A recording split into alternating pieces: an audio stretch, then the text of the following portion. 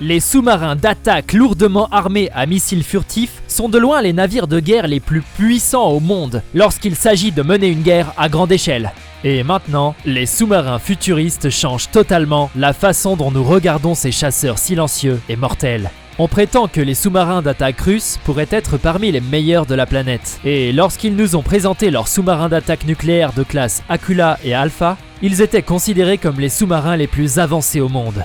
La marine russe a continué à construire de nouveaux navires avec une combinaison de furtivité améliorée et de puissance de feu avec la classe Yasen.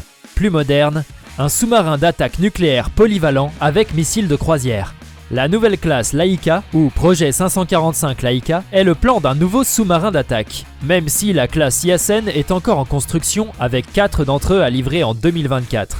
Aussi connus sous leur surnom de Yuski, les sous-marins de la classe Laika en sont encore au tout début du développement, ce qui signifie qu'ils sont loin d'être sortis et que les détails sont étroitement gardés. La meilleure façon d'avoir une idée de ce à quoi ils pourraient ressembler est de regarder l'actuelle classe Yasen. Le Yasen standard est long de 140 mètres, tandis que le Yasen M arrive à 130 mètres. Les deux ont une vitesse maximale de 37 km/h surfacée, mais lorsqu'ils sont submergés, ils peuvent naviguer à 50 km/h en silence et atteindre une vitesse de 65 km/h.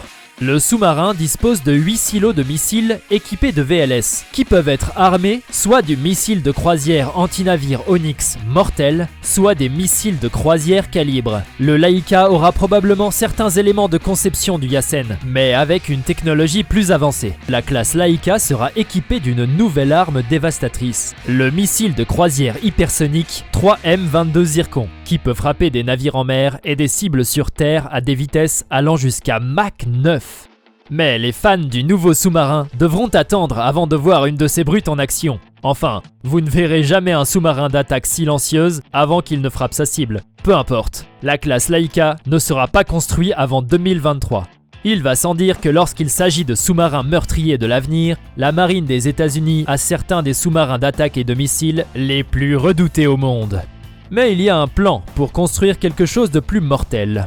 La prochaine classe de sous-marins d'attaque rapide s'appelle le SSN-X et sera conçu pour être plus rapide dans des conditions de furtivité accrues, pour transporter un plus grand inventaire d'armes, et sera un peu comme la classe Seawolf, mais plus véloce, plus discret et avec une plus grande capacité de transport de torpilles que la classe Virginia actuelle, et jusqu'à 50 missiles de croisière Tomahawk. 70 fois plus silencieuse que la classe Los Angeles, la classe Seawolf constitue l'avant-garde de la technologie des sous-marins nucléaires. Il n'y en a que 3 parce que ce sont les sous-marins d'attaque les plus coûteux au monde, soit 6 milliards de dollars. Le dernier de ces bateaux, l'USS Jimmy Carter SSN-23, transporte un système d'armes top secret qui serait des lasers et se cache quelque part près de la Corée du Nord en attendant le moment où il lance un missile dans la mauvaise direction. Le nouveau SSN-X aura de puissantes capacités de mise en réseau et pourra partager des informations avec d'autres navires, avions ou submersibles lors du suivi d'un ennemi. Si c'est quelque chose comme la classe Seawolf, ce sera un gros navire de 9100 tonnes. C'est 1000 de plus que la classe Virginia du bloc 1. Ce sous-marin doit également être construit pour se défendre contre la menace des UUV, véhicules sous-marins sans équipage, que la Chine et la Russie sont en train de développer et pourrait utiliser pour attaquer les sous-marins et les navires de surface comme les transporteurs qui sont vulnérables sans aucune défense. Là où il y a un transporteur, il y a probablement un ou deux sous-marins d'attaque. Le programme est censé commencer en 2034, ce qui donne aux experts le temps de voir de quelle technologie son nouveau sous-marin peut profiter. Il a été déterminé que la construction du SSN-X coûtera 5,5 milliards de dollars par sous-marin. Mais il n'y a pas que les États-Unis qui ont des plans pour de nouveaux sous-marins d'attaque. Les Français sont au sommet de leur art et viennent de lancer leur nouveau sous-marin à la pointe de la technologie. Conçu par le constructeur naval français Naval Group, le nouveau Barracuda class ou Suffren est l'un des sous-marins les plus furtifs du monde. Grâce à cette nouvelle classe, la marine française dispose désormais d'une capacité de frappe élevée et le Suffren peut tirer des missiles de croisière d'attaque terrestre Scalp. Ce nouveau sous-marin permet également de déployer des forces spéciales sous l'eau grâce à une trappe de plongée et il dispose également d'un abri en cale sèche pour le déploiement de véhicules sous l'eau. Ses capacités de détection active sont inégalées.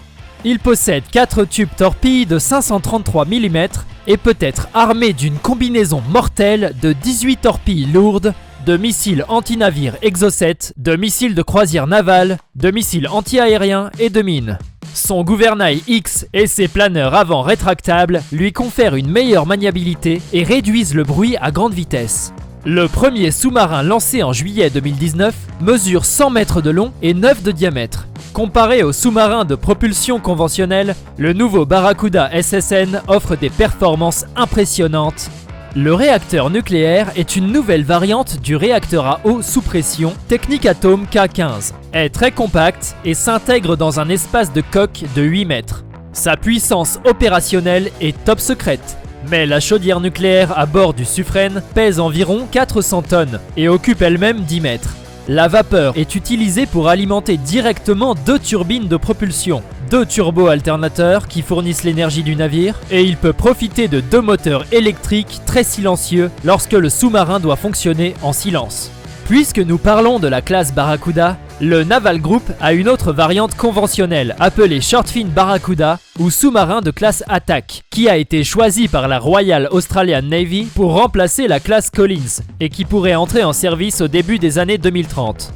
Les différences entre le Barracuda et le Shortfin sont que le sous-marin de classe Attack est un peu plus petit, à 95 mètres de long, et est alimenté par un système de propulsion diesel électrique, alors que la propulsion nucléaire est une perspective attrayante.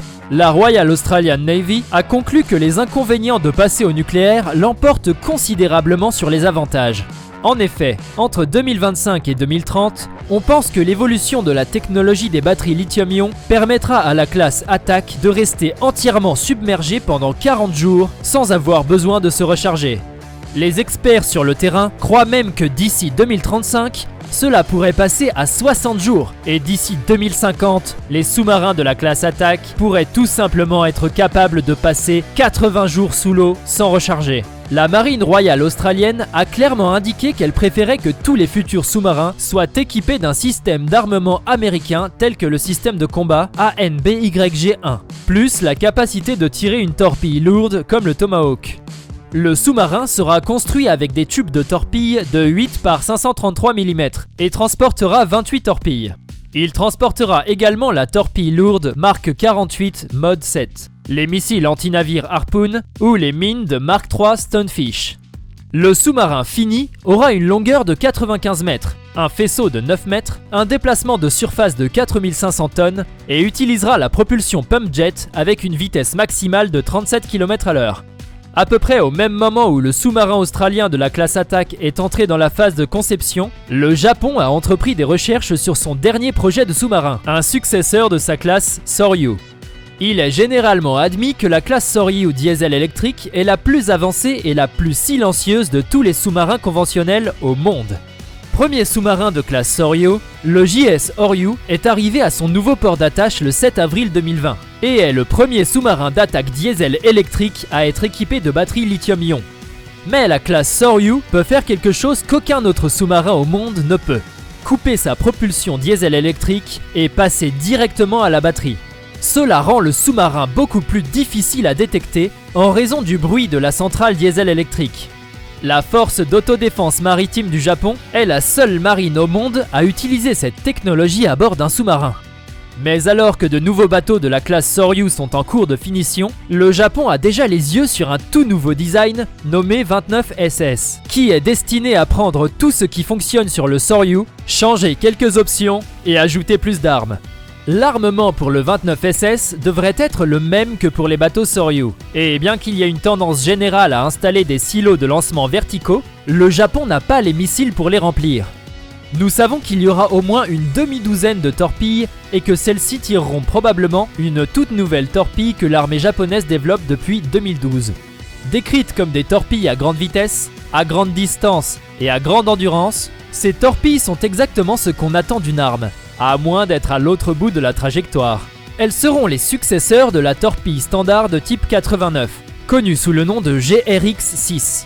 Si les rumeurs sur le remplacement du GRX-6 sont vraies, ces nouvelles torpilles seront très intelligentes. L'option système guidé par fil tirera parti d'une turbine hydrogène-oxygène, tandis que leur sonar leur permettra de mieux distinguer les cibles réelles des leurs. Ils peuvent même être capables de chronométrer la détonation de l'ogive pour un effet optimal. Le 29SS sera visuellement similaire au Soryu, en ce sens qu'il conservera la forme de la proue et le contour de la coque. Mais quant à la voile et à l'hydroplane, ce sera sensiblement différent.